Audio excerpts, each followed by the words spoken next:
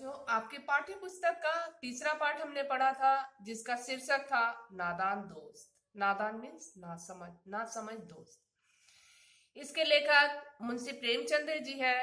इसका दो भाग हमने ने पार्ट वन में पढ़ लिया था। अब पार्ट टू में इस कहानी का हम अंत करेंगे, कहानी को खत्म करेंगे और इसके क्वेश्चन आंसर को भी सॉल्व करेंगे। आइए बच्चों, दोनों बच्चों ने तो कार्निस पर चिड़िया के लिए खाने पाने पीने और रहने की व्यवस्था कर दी थी। उसके बाद बच्चे जाके माँ के पास सो जाते हैं। बच्चों को भी चैन की नींद आ जाती है।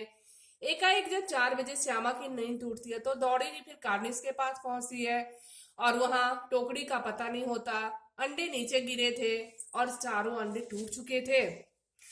वह जाकर केशव को जगाती है। दोनों दौड़कर आते हैं, लेकिन क्या अंडे नीचे गिरकर टूट चुके हैं। उसमें से कोई बाहर पानी सा चीज निकला हुआ है। प्याली भी एक तरफ गिरकर टूटा हुआ था। उसके चेहरे की रंग उड़ गई।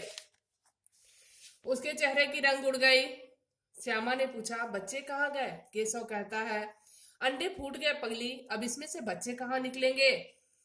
दोनों उदास हो गए थे क्योंकि खाना पानी दाना टोकरी सबकी व्यवस्था उन्होंने की थी।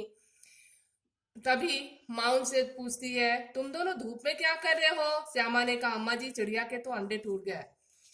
माँ पूछती है, क्या अंडों को तुमने छुआ था? तुम लोगों ने अंडे को छुआ होगा, तभी चिड़िया ने अंडे को नीचे गिरा दिया है।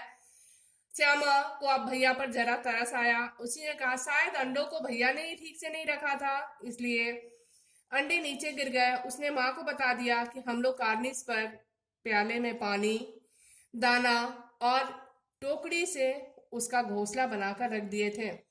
माँ पूछती है, तुम दोनों पहुंचे कैसे वहां? तो स्टूल लगाकर। जवाब कौन देता है?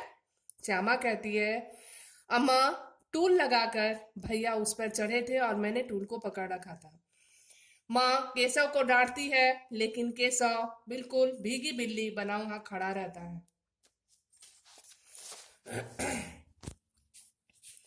श्यामा कहती है कि तुमने ही तो कहा था ना भैया कि स्टूल लगा के अगर हम लोग वहां दाना पानी की व्यवस्था कर दे तो चिड़िया अपने बच्चों को लेकर वहां आराम से रहेगी। पर ये क्या हुआ? चिड़िया ने तो अंडे ही गिरा दिया। माँ ने कहा, मैंने तुम्हें बताया था ना कि अंडे मत छूना, क्योंकि अंडे को छूने पे उसके अंडे गंदे हो जाते हैं। इसलिए चिड़िया ने अंडों को नीचे गिरा दिया। माँ, और क्या करती मैं? क्या क्या करती मैं? केशव के सिर पर इसका पाप पड़ेगा। कौन कहता है? श्यामा कहती है, उसकी बहन कहती है कि अरे तुमने 3 3 बच्चों की जान ले ली दोस्त, अब तुम्हारे सर के ऊपर उसका पाप पड़ेगा। केशव अपने आप को अपराधी मानता है। उसे अपने गलती पर अफसोस होता है, लेकिन बच्चों उसने गलती नहीं की थी। उसने अपने जानने में तो चिड़िया और उसके बच्चों की मदद की थी, पर नादानी में उससे गलती हो गई। लेकिन इस गलती का एहसास उसे हो रहा और वो अपने आप को अपराधी मानकर बिल्कुल एकदम सहमा हुआ है। लेकिन केशव की यह हालत देखकर और श्यामा की स्थिति देखकर माँ को हंसी आ जाती है। मगर केशव के मन पर इस बात का बोझ कई दिनों तक रहा। कई दिनों तक वो अपनी गलती का अफसोस करता रहा कि अंडों की हिफाजत करने की जगह उसने अंडों का ही सत्यानाश कर दिया। उसे याद कर कर कभी कभी वो रोता भी था। दोनों चिड़िया वहां से चले गए बच्चों, और फिर कभी दिखाई नहीं दिए। ये थी दो चिड़ियों की कहानी, एक नादान दोस्त की कहानी। आइए बच्चों, इससे संबंधित कुछ शब्दार्थ को हम जानें। इस शब्दार्थ को आप कॉपी में नोट कर लेंगे और इससे संबंधित कुछ प्रश्न मैं बता रही हूँ, उसका उत्तर बता रही हूँ। आप उस उत्तर को भी लिखकर मेरे व्हाट्सएप पे सेंड कर देंगे। नादान दोस्त पाठ है तीसरा। सहमी, डरी हुई। सजा, दंड मिलना। किवाड़, दरवाजा।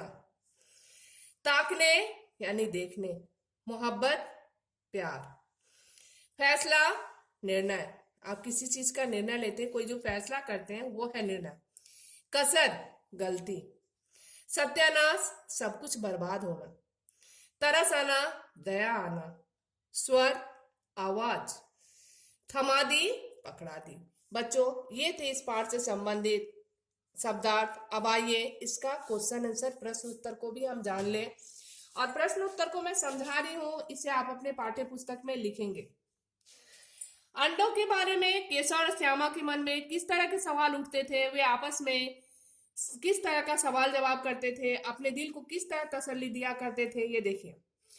तो केशव और श्यामा के मन में अंडों को लेकर कई तरह का सवाल उठता था, जैसे अंडे कैसे होंगे, कितने होंगे, उससे बच्चे कैसे निकलेंगे, कितने दिनों में निकलेंगे, बच्चों के पर कैसे होंगे, अंडे से निकले हुए बच्चे दाना कहाँ से खाएंगे। इस तरह के कई सवाल उनके मन में रहते थे और इन सवालों का जवाब दोनों भाई बहन आपस में एक दूसरे को देकर तसल्ली कर लेते थे। केशव ने श्यामा से चिथड़े और टोकरी दाना पानी मंगाकर कार्निस पर क्यों रख दिया? तो केशव ने श्यामा से चिथड़े, टोकरी और दाना पानी मंगाकर कार्निस पर इसलिए रखा ताकि चिड़िया और उसके बच्चों को कोई तकलीफ न हो। चिड़िया दाना चुगने के लिए अपने अंडों को छोड़कर इधर उधर ना जाए और जब अंडों से बच्चे निकले तो उन्हें खाने की कमी न हो। श्यामा और केशव और श्यामा ने चिड़िया के अंडों की रक्षा की अनादनी। बच्चों, केशव और श्यामा ने अंडों की रक्षा ही की थी, लेकिन अनजाने में उनसे नादानी हो गई। आइए इसके आगे भी कुछ प्रश्न है, इन प्रश्नों को भी हम देख लें। केशव और श्यामा ने अंडों के बारे में क्या क्या अनुमान लगाए थे, यदि उस जगह पर तुम होते तो क्या क्या अनुमान लगाते और क्या करते? बच्चों, केशव और श्यामा ने अंडे के बारे में जो अनुमान लगाया था उस जगह पे शायद आप भी होते तो यही अनुमान लगाते कि चिड़िया अंडों को कहाँ रखेगी, कैसे रखेगी, उस अंडों से बच्चे कैसे निकलेंगे, बच्चों के पर कैसे निकलेंगे, बच्चे किस रंग के होंगे, कैसे होंगे, क्या खाएंगे, इत्यादि कई ऐसे प्रश्न थे जिनका अनुमान वे लगा रहे थे। माँ के सोते ही श्यामा और केशव दोपहर में बाहर निकल आए। माँ के पूछने पर दोनों में से किसी ने किवाड़ खोलकर दोपहर को बाहर निकलने का कारण नहीं बताया। क्यों? क्योंकि वे जानते थे कि अगर माँ को पता चल जाए कि वो दोनों दोपहर में किवाड़ खोलकर चिड़िया और उसके बच्चों के लिए बिस्तर लगाने, घोंसला की व्यवस्था करने, दाना और पानी की व्यवस्था करने के लिए गए थे, तो माँ से उन्हें डांट के साथ साथ पिटाई भी पड़ती। प्रेमचंद ने इस कहानी का नाम नादान दोस्त रखा। तुम इस कहानी का शीर्षक क्या देना चाहोगे? प्रेमचंद ने इस कहानी का नाम नादान दोस्त रखा था। इस कहानी का दूसरा नाम अगर देना चाहें तो बच्चों की नादानी या अंडों की हिफाजत भी दिया जा सकता है, जो कि इसका सही शीर्षक माना जाएगा। बस बच्चों, इन प्रश्नों का उत्तर आप लिख लेंगे और लिखने के बाद इन प्रश्नों के उत्तर के साथ आप इसे मेरे व्हाट्सएप पे सेंड कर देंगे। ओके, बाय बच्चों।